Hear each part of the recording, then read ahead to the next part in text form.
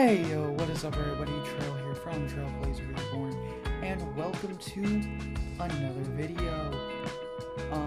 Another building in Amerua video, actually. So, welcome to episode 2. Once again, don't know why, but for some reason, the wandering merchant, a different one from the regular Minecraft one, turned into a zombie with 2 dogs. I'm not going to question it, it's just how it is. I'm going to move on with my life. As you can see, we have beautiful shaders. These are Silver Vibrant shaders. And fun fact, I only ever use these during my replay mod editing. I don't use them when I'm actually building because I actively enjoy building with the main Minecraft textures, and I really don't like shaders that much. Also, they lag out my game. Today we are building a hamlet, and if you don't know, a hamlet is a very small area that typically is on the sides of roads. This is going to be a farming hamlet where many peasants live.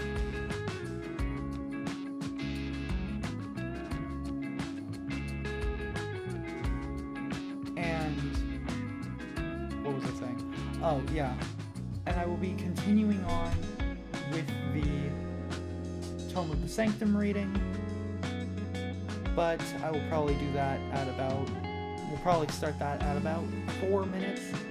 I wanted to give you guys a small update.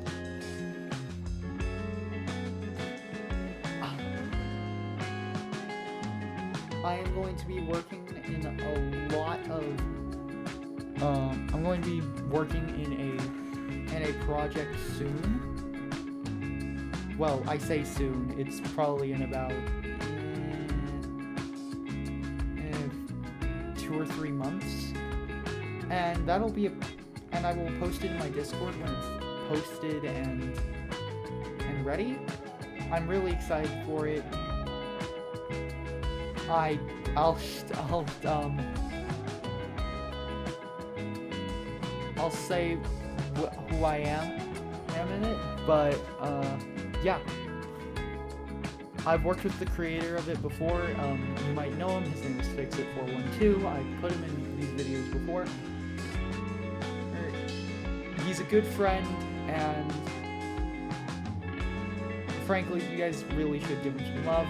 He's making his own long-term world, kind of like this one, but he's doing it in survival. He's playing on the world of, I think, Tovlin. He merged Tovlin with his other world of Fixtopia. I'm not gonna get into it. It was a whole thing. Frankly, you should watch it yourself. It's really cool. I'm typically in his morning streams, so you guys can pop in and say hi to me. Anyways, I guess I should get ready to start reading the Tome of the Sanctum, huh?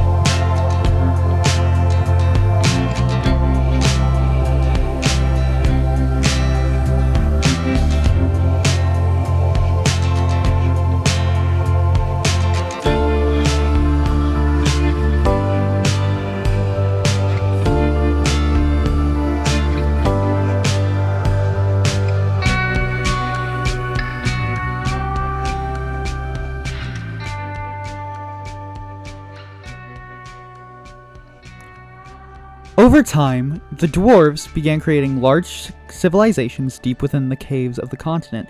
Their architecture, while initially crude, those of you within the archaeology course of early age studies will actually have seen a few of these crude hovels. as many experts point out. While initially crude, were carved deep into the stone of the caves. Dwarves have a special trait that no other species have. Hands made of pure aurum, which allows for them to transmute their hands into any material which they need. They are known as the inventors of transmutation magic, or alchemical alteration. With these special hands, they were able to break up the different materials that they dug through. The cities they carved from this began as crudely dug out hovels. As I have previously said, please refer to your archaeology professors, those of you within the archaeological early age course. However, as the dwarves grew in skill, they began forming long, winding roads and bridges made over lava rivers, which led directly into their cities, and more importantly, their forges, where they made the finest armor and weaponry of the early ages. And again, to those of you within my class who are also taking archaeological study of the early ages, or smithing studies of the early ages, actually, which it's good for you guys. Guys, y'all are taking a class that, like, was actually planning to be cut. I'm proud of y'all. Now, if you are a member of these two courses, you know what, I'll talk more about it later. However, over the early ages, humans and elves eventually began settling down as well. The Elvish, realizing that they were beings of light aurum, believed themselves too good to be out gathering and hunting all day, so they entered the forests, building mass forest cities and showing favor toward the goddess Amerua and the nature god Qatar, which in Elvish means the elf of the heavens. They made art of the magic they used. Being in tune with nature allowed for their own traits to shine, creating the first form of nature magic, or dryadry, though in human tongue it's pronounced druidry.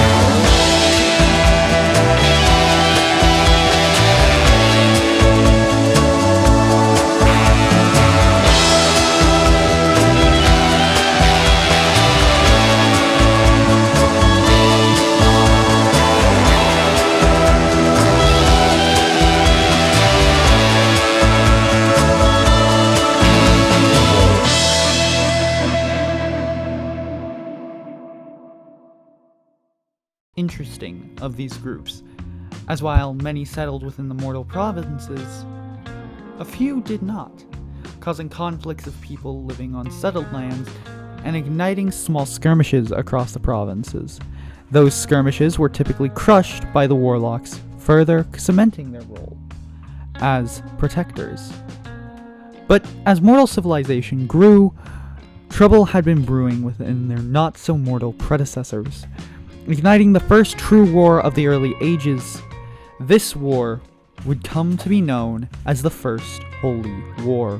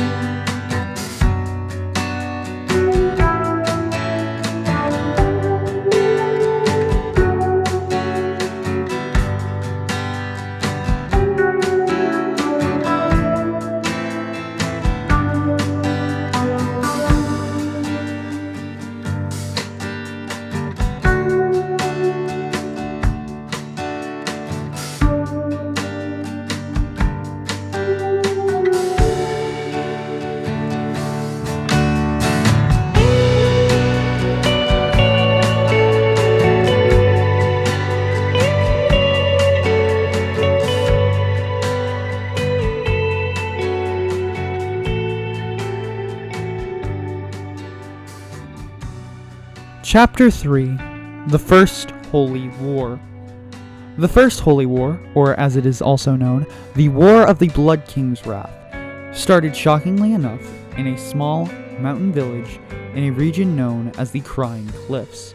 A young man named Syria Rantegra, born from a human farmer and a divine, a demigod of the war god Anir.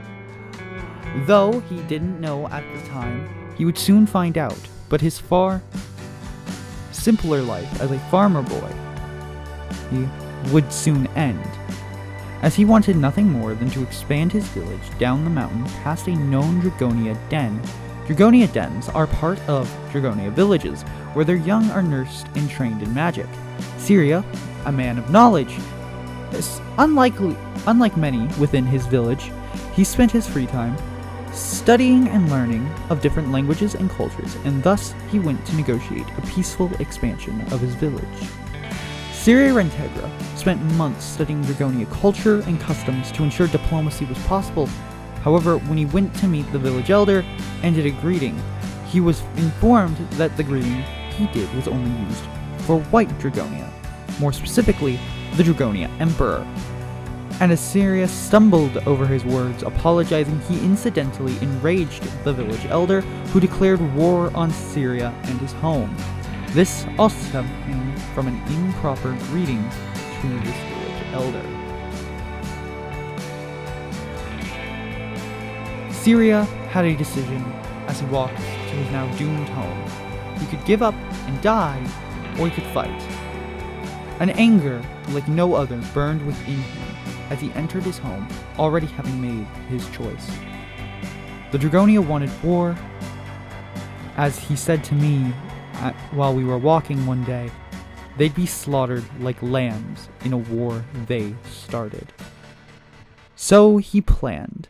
He practiced using a sickle. The weapon's name was Laika, meaning in Dwarven, the blade of a bloody king.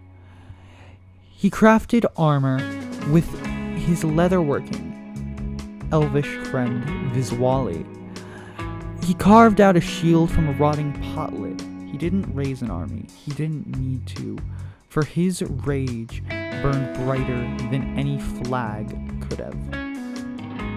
And thus, upon sunrise, 300 Dragonia soldiers marched upon the village to find it empty but for one man. And the man planted the shield he held into the ground, the raising of his sickle causing a fuse to freeze in place. The faint smell of blood filled the air as that beast began his assault, slicing through 12 of us before we could have reacted, said a Dragonia soldier I personally interviewed. Though, when they did react, it didn't save them. Blood rained that day. 128 of us slaughtered by one man. A bloody battle ensued. The Dragonia fought with great might, yet the man never yielded. The scars on his body healed quickly, quicker than any mortal should, and his strength, a creature of any form, shouldn't have been as strong as he. The Dragonia stabbed, slashed, and burned him, but he continued his assault, wiping out 128 Dragonia soldiers. He stared upon the other 172 before saying, with his voice authoritative, almost divine, "This is what I can do alone. Who here wishes to challenge me?" The Dragonia fell silent, a thing that would go down in history as an impossible feat. Those of you researching Dragonia history and customs, go to your textbooks and turn to page 311. You'll find out why. As the silence stretched, the man lowered his sickle and walked away. "You declared war. Remember that I won this battle, and I shall win any battle after this." And with that, the man left down the mountain. Invoking the ire of the frozen lord was not as smart, especially if he wanted to stay within his homestead. He would need to be prepared This was a small attack on him personally, not an all-out assault. He wished to have allies even for that, for he was exhausted from combat. Syria wasn't a man used to fighting, but it was clear he was good at it. As night fell, he sat beneath a tree.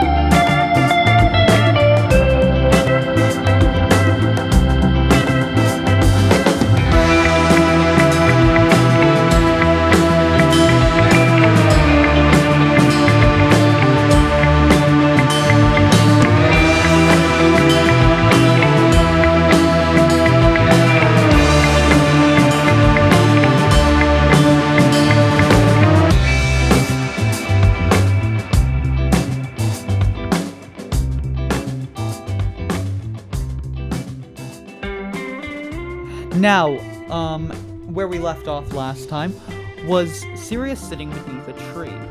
Now, as many of you know, specifically those of you within necromantic studies, why y'all are taking that class, I'm not going to question. It creeps me out. Oh, and your professor creeps me out.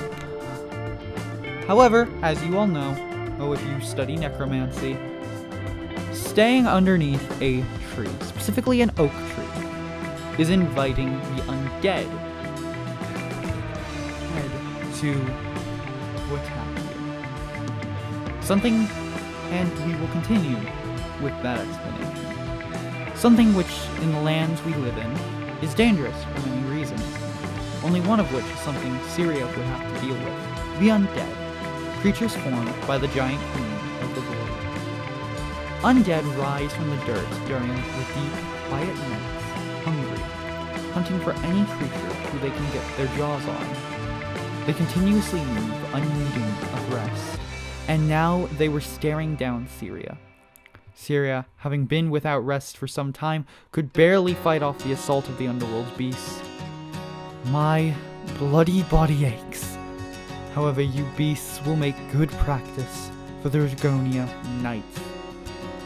The Dragonia Knights, those of you who are members of the Dragonia history and cultural classes know this, but I need to explain it to everyone else. I'm sorry.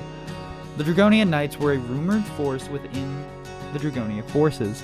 12 skilled combatants, including both the Emperor and Empress, the other 8 original Dragonia, and 2 of the Fire Dragonia. Fire Dragonia, as many of you who study wartime history know, were some of the strongest Dragonia ever seen. Fire Dragonia, specifically, were known as the Assault Force in the Restalian army back in the separation between Restal and... I'm sorry, I forgot the name of the country. Vanturian. There we are. Between Restal and Vanturian.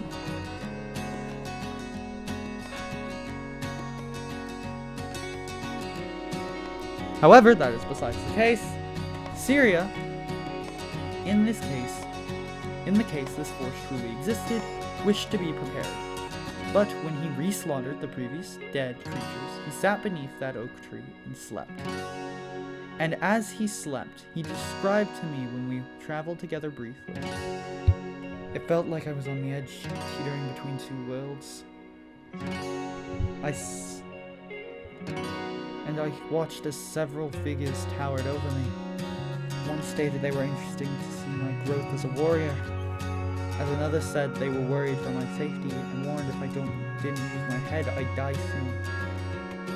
As they spoke, I felt my grip on sleep slowly drain and my will to remain unconsciousness fade from my body. And I soon woke up. I woke up and I was met with 2 mercenaries.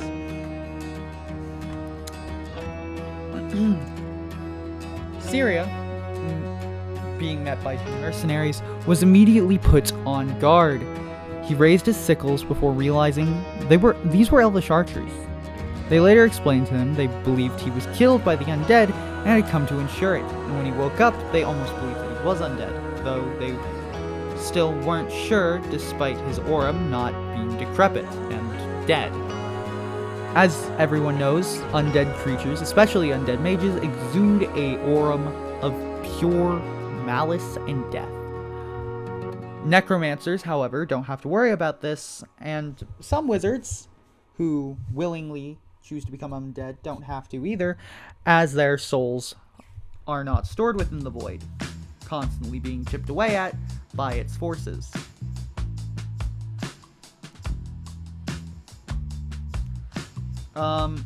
As you know, lichdom is outlawed though, so, any of you who are considering that to become quote-unquote undead, please don't, as the university is not seen as liable, you can and will get your scholarship revoked, and if you do it afterward, you can get your degree revoked.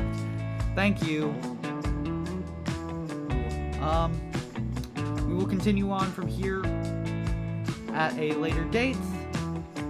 Once again, I'd like to thank you all for showing up. If you need me, look up Professor Sir Horatius in the catalog, and you can come find my office. My office hours are 7 to 2 a.m.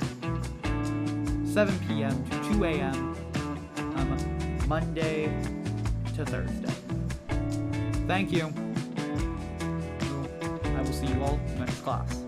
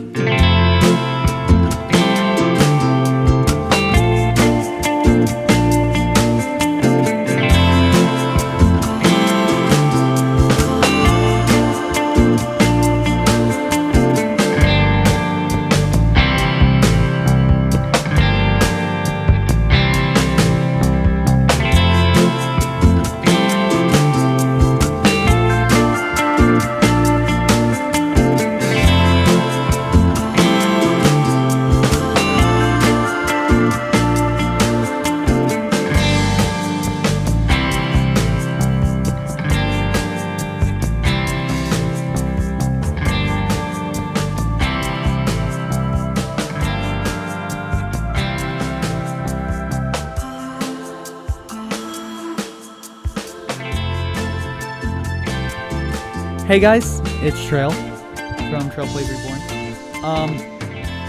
Listen, I love making these videos. It's a lot of fun. Obviously, if there is a new video up, it'll be right there.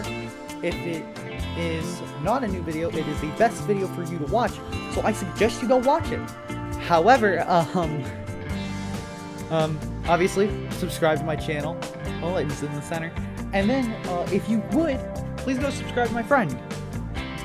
This week's featured friend is, if I remember correctly, Dark Art Gamers. That would be the people who play both Roz, my son, and Barbiel, my father, in LOA. Also, hopefully, eventually, soon, I'll be participating in another series, another thing with my friend Fix.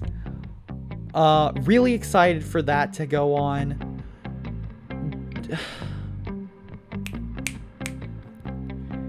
Anything else I want to get off my chest? Oh, yeah. So the book I've been reading for this series will also be going up as a physical copy soon.